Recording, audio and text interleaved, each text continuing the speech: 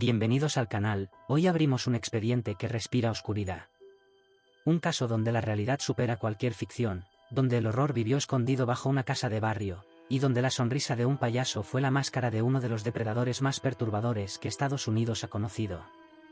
Si estás preparado para adentrarte conmigo en el infierno personal de John Wayne Gacy, ajusta los auriculares, porque lo que estás a punto de escuchar no se olvida fácilmente. Y si te gusta este tipo de contenido, no olvides suscribirte, dejar tu like y comentar tu teoría al final del vídeo. Comencemos. Para entender a Gacy no basta con repasar sus crímenes, hay que descender con él, poco a poco, a la oscuridad que lo formó. Su historia no empieza con asesinatos, sino con una infancia marcada por el miedo. De niño, Gacy era débil, enfermizo y extremadamente sensible. Su padre, un hombre alcohólico y violento, lo golpeaba, lo insultaba y lo llamaba maricón cada vez que lo veía llorar o fallar. Años después, Gacy diría que nunca pudo quitarse de encima la sensación de ser un fracaso.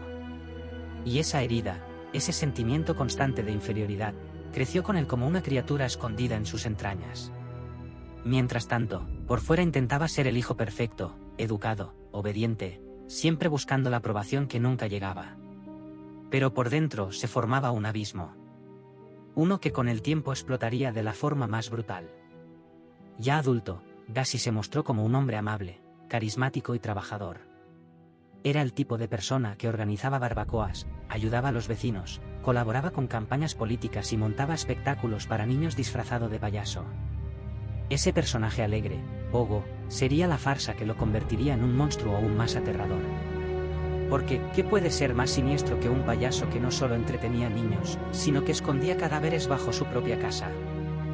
Gacy sabía cómo manipular.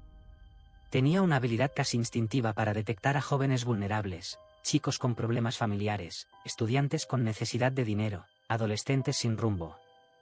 Les ofrecía empleo en su empresa, una oportunidad rápida para ganar algo más que un salario. Les prometía un futuro.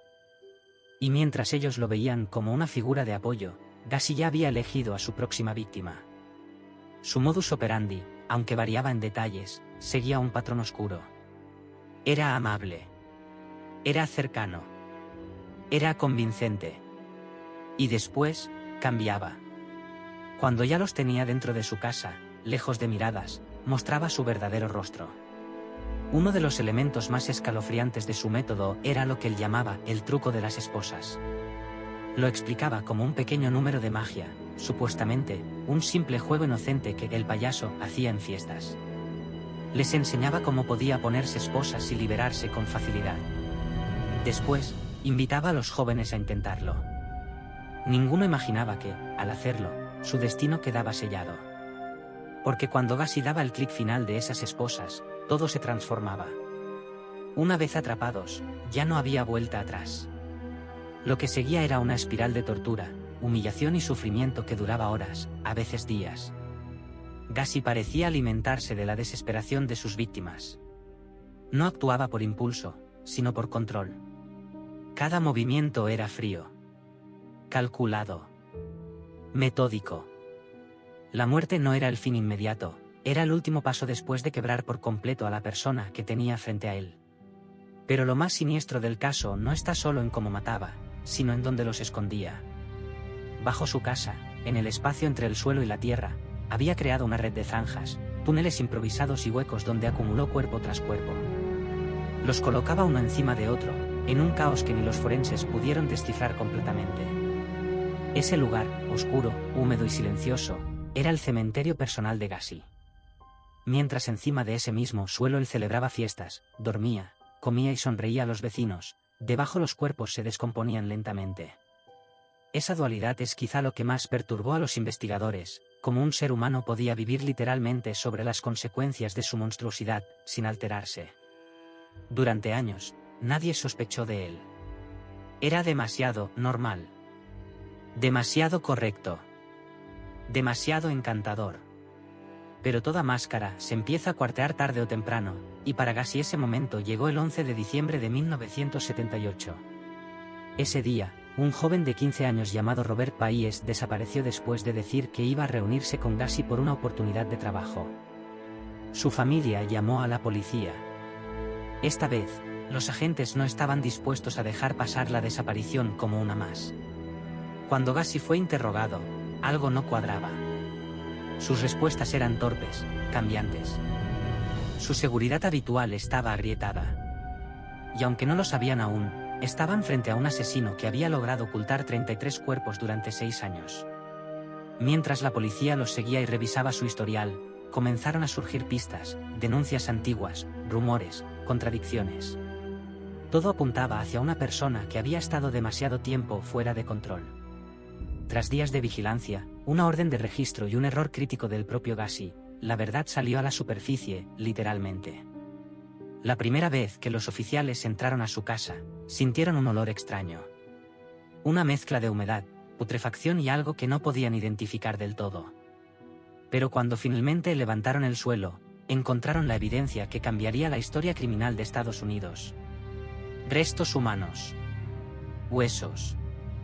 Fragmentos de cuerpos amontonados bajo tierra. Cada centímetro parecía esconder un secreto más oscuro que el anterior. Era el final de la doble vida de John Wayne Gacy. Fue detenido, y aunque al principio lo negó todo, terminó confesando. Pero incluso en la confesión fue frío. Calculador. Dijo, solo hay 33, porque no tuve tiempo para más. Esa frase quedó grabada como una de las más escalofriantes de cualquier asesino serial. No mostraba arrepentimiento.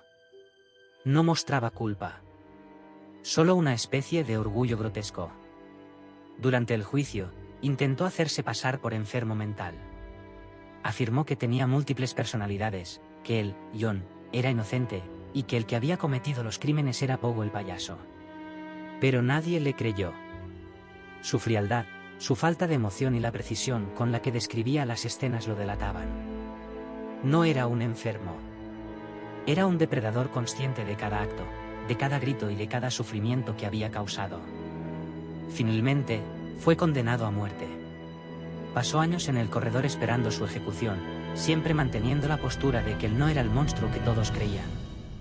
Incluso pintaba cuadros de su personaje Pogo, como si aún quisiera alimentar esa dualidad perversa. Fue ejecutado en 1994. Pero incluso después de su muerte, surgieron teorías. Algunos creen que Gacy no actuó solo, que hubo cómplices que nunca fueron identificados. Otros piensan que hubo más víctimas enterradas en lugares que nunca se investigaron. Lo cierto es que su historia sigue rodeada de sombras. Y esa oscuridad es justo la que acabamos de empezar a explorar. A pesar del horror que dejó tras de sí, John Wayne Gacy nunca aceptó la verdadera magnitud de sus crímenes. Incluso después de ser arrestado, continuó manipulando, mintiendo y jugando con la percepción pública, como si su historia fuera un espectáculo del que él seguía siendo el protagonista. Durante los interrogatorios, Gacy se mostraba calmado, casi indiferente, como si hablar de las muertes fuera algo cotidiano, un detalle más en la vida de un hombre que había construido una doble identidad casi perfecta. Las investigaciones posteriores revelaron algo todavía más inquietante. Hay pruebas, documentos policiales y declaraciones de agentes que sugieren que Gacy podría no haber actuado solo. Aunque oficialmente se le atribuyen 33 asesinatos, existen huellas, inconsistencias y testimonios que apuntan a la posibilidad de que algunos chicos desaparecieron en fechas donde Gacy no estaba en Chicago, y ciertos indicios muestran que podría haber tenido ayuda para mover cuerpos o incluso para traer algunas víctimas. Nada de esto llegó a confirmarse, pero la duda quedó abierta para siempre. Una duda que todavía hoy genera escalofríos. En 1994, cuando llegó el día de su ejecución, Gacy pronunció unas palabras que dejaron helado a todo el personal presente. Kiss my ass.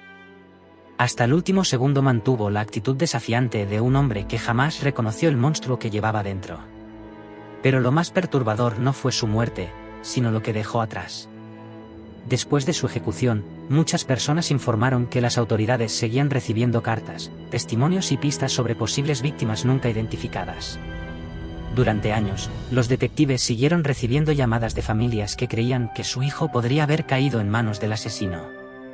Y aún hoy, algunos cuerpos encontrados en Estados Unidos han sido comparados con las víctimas de Gacy. A veces coinciden. Otras veces no. Pero la sombra del payaso asesino sigue viva. La casa donde enterró la mayoría de los cuerpos fue demolida, pero los vecinos actuales aseguran que el terreno aún tiene una energía pesada, extraña, como si los secretos de aquel lugar siguieran atrapados bajo tierra. Y aunque ya no exista físicamente, muchos investigadores dicen que el verdadero horror nunca estuvo en la casa, sino en la mente de John Wayne Gacy, una mente que demostraba que los monstruos más peligrosos no llevan cuernos ni colmillos. A veces llevan sonrisas pintadas, trajes respetables, y una vida aparentemente normal. Y ahora, antes de cerrar esta historia, te dejo una pregunta para que la respondas en comentarios. ¿Crees que Gacy realmente actuó solo, o hubo más personas involucradas y jamás salieron a la luz? Quiero leer tu teoría. Si has llegado hasta aquí, te agradezco por acompañarme en este viaje oscuro a través de una de las historias más perturbadoras del True Crime. Si te gustan estas investigaciones narradas con misterio e intriga, suscríbete al canal, porque cada semana traeremos nuevos casos, algunos más conocidos, otros completamente ocultos, pero todos igual de inquietantes. Deja tu like si quieres que sigamos profundizando en la mente de asesinos y criminales reales, y por supuesto, no te vayas sin comentar tu teoría final sobre John Wayne Gacy.